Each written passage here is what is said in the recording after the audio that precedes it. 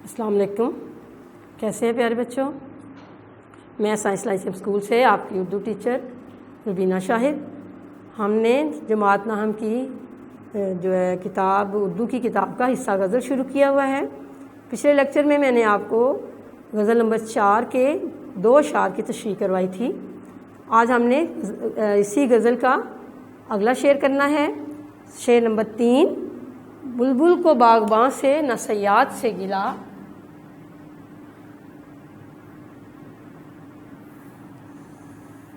بلبل کو باغباں سے نہ صیاد سے گلا،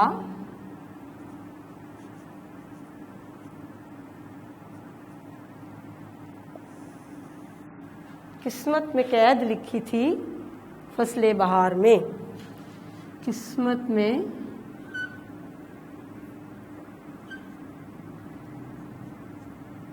قید لکھی تھی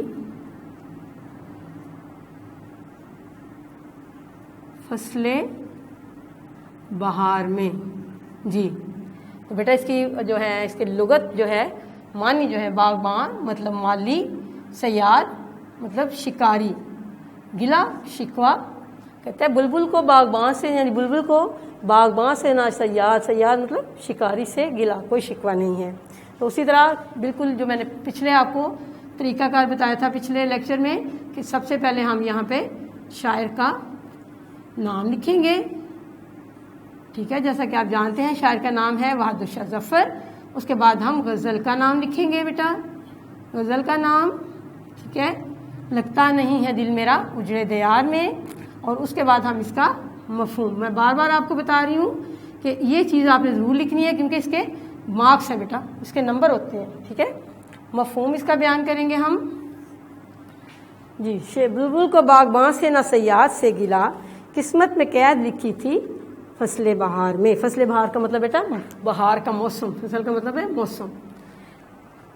بلبل کو مفہوم ہے اس کا جی، بلبل کو باغباں سے اور نہ ہی شکاری سے گلا ہے کہ اس نے بلبل کو قید کر لیا ہے، بلکہ اس کی قسمت میں ہی بہار کے موسم میں قید لکھی ہوئی تھی۔ تو اس کی تشریح بیان کرتے ہیں ہم۔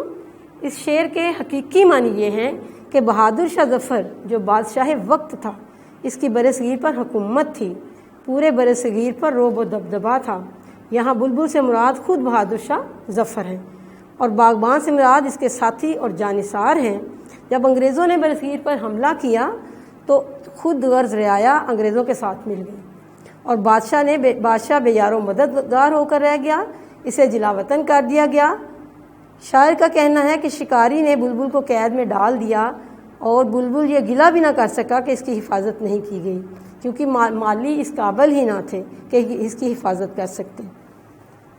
اور دوسرے بہار کے موسم میں جو کہ آزادی اور خوشی کا پیامبر ہوتا ہے، اس موسم میں تمام پرندے اپنے اپنے گھونسلے چھوڑ دیتے ہیں اور آزاد فضاؤں میں سانس لینے لگتے ہیں، مگر میری بدقسمتی یہ ہے کہ میری قید لکھی ہی بہار کے موسم میں تھی، اور قسمت میں جو ذلت اور رسوائی تھی وہ کیسے اور کیوں کر مٹ سکتی ہے۔ جو لکھی قسمت میں ذلت ہو سو ہو، خط پیشانی کیوں کر مٹائے کوئی۔ جو لکھی قسمت میں ذلت ہو سو ہو، خط پیشانی کوئی کیوں کر مٹائے، ٹھیک ہے۔ یہ آپ کا شعر نمبر 3 ہے۔ اب ہم شعر نمبر 4 کی تشریح کریں گے۔ ان حسرتوں سے کہہ دو کہیں اور جا بسیں، ٹھیک ہے، شعر نمبر 4 ہے بیٹا۔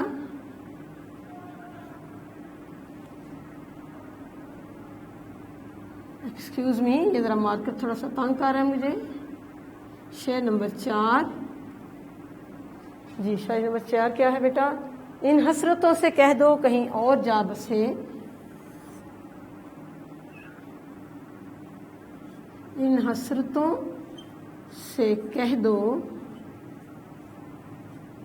کہیں اور جا بسیں،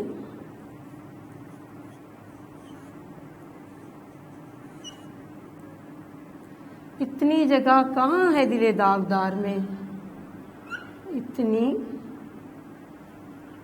جگہ کہاں ہے دل داغدار میں۔ جی تو بالکل وہی پیٹرن، پہلے شاعر کا نام، غزل کا نام، پھر اس کے بعد مفہوم، ٹھیک ہے، مفہوم بیان کرتے ہیں جی ہم اس کا۔ ان حسرتوں اور ناکامیوں سے کہہ دو، حسرتیں مطلب خواہشات جو ہیں، کہتے ہیں کہیں اور چلی جائیں، اتنی جگہ دل داغدار، مطلب جو پہلے سے ہی داغ دل ہے اس کی۔ ان حسرتوں اور ناکامیوں سے کہہ دو کہ کہیں اور جا کر رہیں، کیونکہ میرا دل پہلے ہی داغوں سے بھرا ہوا ہے۔ تشریح بیان کرتے ہیں بیٹا اس کی کہ بہادر شاہ ظفر نہایت بدحال ہو چکا ہے، رنگون کی قید میں وہ اپنی آزادی کے دن یاد کرتا ہے، کتنی آزادی تھی، ہر طرف خوشیاں ہی خوشیاں تھیں، اب زندان میں ہوں اور تمام خواہشات دم توڑ چکی ہیں اور جینے کی آرزو ختم ہو رہی ہے۔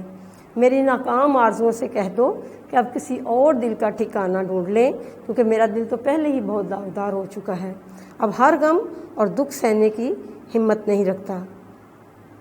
دل کے پھپھولے جل اٹھے سینے کے داغ سے، دل کے پھپھولے جل اٹھے سینے کے داغ سے، اس گھر کو آگ لگ گئی گھر کے چراغ سے۔ شاید بہت پریشان ہے اور کہتا ہے کہ اب ساری خواہشات اور تمنائیں ختم ہو چکی ہیں، زندگی کے باقی دن میں گن گن کر گزار رہا ہوں۔ زندگی ہے یا کوئی طوفان ہے، ہم تو اس جینے کے ہاتھوں مر چلے۔ جی بیٹا یہ 2 اشعار میں نے آج آپ کو کروائے، تو آپ سے اگر تمہارا چینل سبسکرائب نہیں کیا تو اسے سبسکرائب کریں، لائک کا بٹن دبائیں تاکہ تمام لیکچرز آپ تک پہنچتے رہیں اور آپ ان سے استفادہ حاصل کریں۔ شکریہ، دیکھتے رہیے اور خوش رہیے۔